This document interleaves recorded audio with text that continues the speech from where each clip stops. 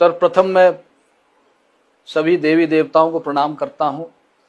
मेरे गुरु, मेरे मार्गदर्शक प्रभु श्री कृष्ण को के चरणों में नमन करता हूँ।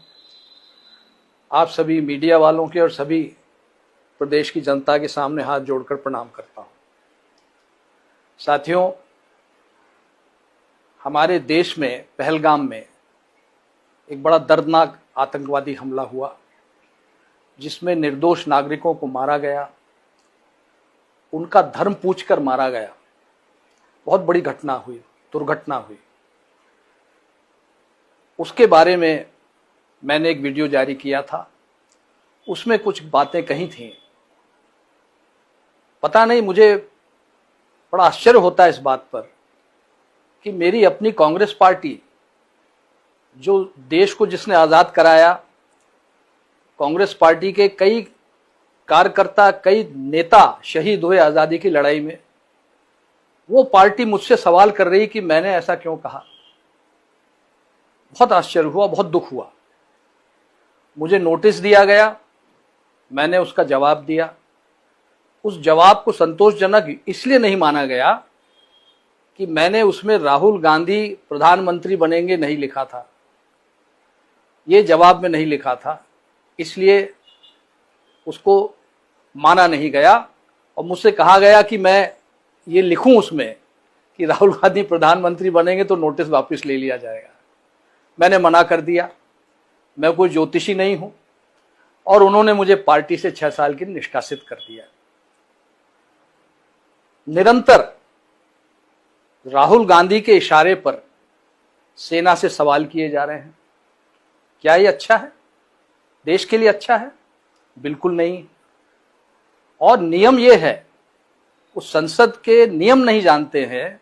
नियम ये है कि संसद में केवल डिफेंस बजट पर चर्चा कर सकते हैं, डिफेंस की रणनीति पर कोई चर्चा नहीं कर सकते, न डिफेंस, न पार्लियामेंट में, न बाहर। ये नियम है।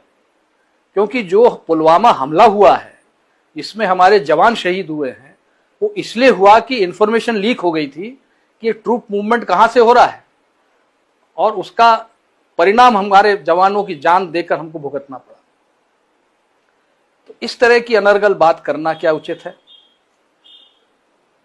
फिर जब पाकिस्तान का प्रधानमंत्री यह कह रहा है कि वो उन्हें रात को 2:30 बजे पता चला कि उनके सारे हवाई अड्डों को तबाह कर दिया गया है, कई उनके लड़ाकू जहाज तबाह कर दिए गए हैं, तो उसके बाद राहुल गांधी का ये पूछना कि कितने हवाई जहाज हमारे गिर गए, आप पाकिस्तान के प्रधानमंत्री से भी एक कदम आगे निकल गए, ये बहुत ही एक दुख की बात है।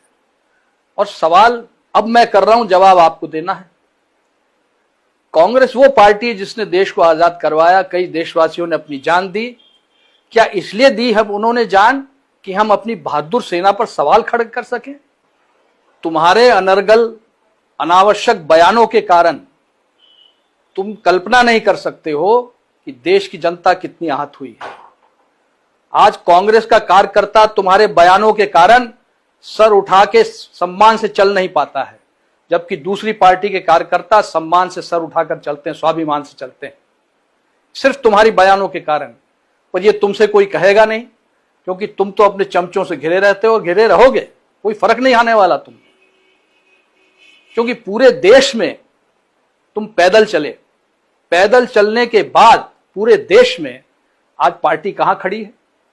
मध्य प्रदेश में 1 सीट नहीं है, और तुम अपने आप को रेस का घोड़ा कहते हो। अरे कितने बार तुम रेस हार चुके हो, ईवीएम को दोष देते हो और अपने आप को रेस का घोड़ा कहते हो। अपने से बड़ी उम्र के लोगों को, जो तुम्हारे पिता के साथ जिन्होंने काम किया, तुम्हारी पिता के उम्र के हैं, किसी को बारात का घोड़ा कहते हो, किसी को लंगड़ा घोड़ा कहते हो। तुम्हें शर्म नहीं आती है? और तुम बारात का घोड़ा क्या जानो कैसे चलता है, क्योंकि तुम्हारी तो बारात ही नहीं निकली, तुम्हें क्या पता बारात का घोड़ा कैसा चलता है। इसलिए फालतू बातें करना बंद करो। जो बुद्धिजीवी तुम्हारी पार्टी में है, जो समझदार लोग हैं, उनसे राय लो, और नहीं तो पार्टी का अंत देख रहे हो, आगे अंत ही होना है पार्टी का। पार्टी बिखर जाएगी, बिखर ही रही है। साथियों, आज समय आ गया एक नई कांग्रेस गठन करने का। आवश्यकता है हमें उस पार्टी की, ऐसी कांग्रेस पार्टी की जिसमें जनता, कार्यकर्ता निर्णय लें और कोई ऊपर का हाई कमान न हो। फैसले हम बैठकर लें, कार्यकर्ताओं के बीच में फैसले लें, चौपालों में बैठकर लें, मैदानों में बैठकर लें, और तभी एक ऐसी कांग्रेस पार्टी हम खड़ी कर सकेंगे जिसका कार्यकर्ता स्वाभिमान से सर ऊंचा करके चल सकेगा। जहां तक रहा पार्टी के विभाजन का सवाल, तो स्वयं इंदिरा जी ने पार्टी का विभाजन कराया था, कौन सी नई बात है। और तुम्हारे कार्यकाल में तो 3-3 बार विभाजन पहले हो चुका है।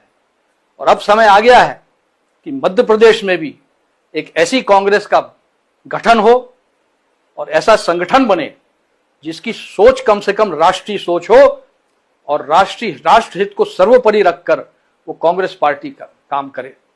और यह होगा, अवश्य होगा। दूसरी बात, नरसिंह राव जी हमारे प्रधानमंत्री स्वर्गीय, जो कांग्रेस के अध्यक्ष भी थे और जिन्होंने देश को एक नई आर्थिक दिशा दी थी, नरसिंह राव जी ने, मनमोहन सिंह जी ने। तुम्हारी सोच लोग नहीं जानते हैं, पर आज मैं आप सबको बताना चाहता हूं साथियों कि नरसिंह राव जी का जब निधन हुआ था, उनके पार्थिव शरीर को इन लोगों ने कांग्रेस पार्टी के दफ्तर में रखने नहीं दिया था। इतनी नीच हरकत इन्होंने की है, ये कई लोगों को मालूम नहीं। आज मैं आपको बताना चाहूंगा, और मैं गलत हूं तो बताओ मैं गलत हूं। मनमोहन सिंह जी, जिन्होंने नई आर्थिक नीति बनाई जिसके कारण आज देश एक मजबूत स्थिति में पहुंच गया है, और जीएसटी जो लागू करी, उनकी सोच थी, वर्तमान सरकार ने उसको लागू किया जीएसटी को, जिससे करोड़ों, लाखों, करोड़ों रुपया आज भारतीय कोष में आ रहा है, और जिससे सारे निर्माण के काम हो रहे हैं, सड़क बन रही है, हवाई अड्डे बन रहे हैं, हम लोग हथियार खरीद रहे हैं। ये क्यों? क्योंकि हमने उस जीएसटी का उपयोग किया है। तुमने उसका विरोध किया, उसको कहते हो गब्बर सिंह टैक्स। तुम कुछ समझते नहीं तो अपना मुंह बंद क्यों नहीं रखते हो? तो साथियों, मैं आपसे आज यही इंसाफ मांगने आया हूं, और मैं मध्य प्रदेश का दौरा करूंगा। अभी वर्षा काल आने वाला है, किसान व्यस्त है। जब किसान फ्री हो जाएगा, मैं मध्य प्रदेश में दौरा करके जनमत हासिल करूंगा, और हम लोग सब मिलकर एक ऐसी कांग्रेस पार्टी का गठन करेंगे जिसे कार्यकर्ता और जनता चलाएगी। अंत में साथियों, मैं यही कहना चाहूंगा कि हमारे स्वर्गीय प्रधानमंत्री मनमोहन सिंह जी, महान अर्थशास्त्री, उन्होंने एक पॉलिसी बनाई थी वित्त विभाग की, और उसको राहुल गांधी जी ने कैमरे के सामने फाड़कर उनका अपमान किया था। आज राहुल गांधी, ये देख लो, ये मेरे निष्कासन का नोटिस जो मुझे दिया गया है, ठीक उसी तरह कैमरे के सामने फाड़ रहा हूं जिस तरह तुमने मनमोहन सिंह जी का पत्र फाड़ा था। और एक बात और सुन लो, मैं कांग्रेसी था, कांग्रेसी हूं और कांग्रेसी रहूंगा। ये तुम्हारे इस कागज से मैं कोई कांग्रेस के बाहर नहीं हो जाऊंगा।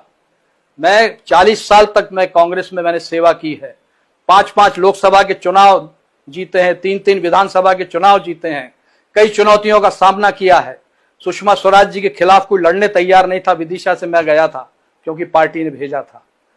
तो सुन लो ये, और हमारे साथी जो देख रहे हैं, साथियों, अब समय नहीं है कि इनके आगे झुको, इनकी चमचागिरी करो। अरे पार्टी आपसे चलती है और पार्टी आप ही चलाओगे, और इनकी समझ में नहीं आता तो छोड़िए इनको।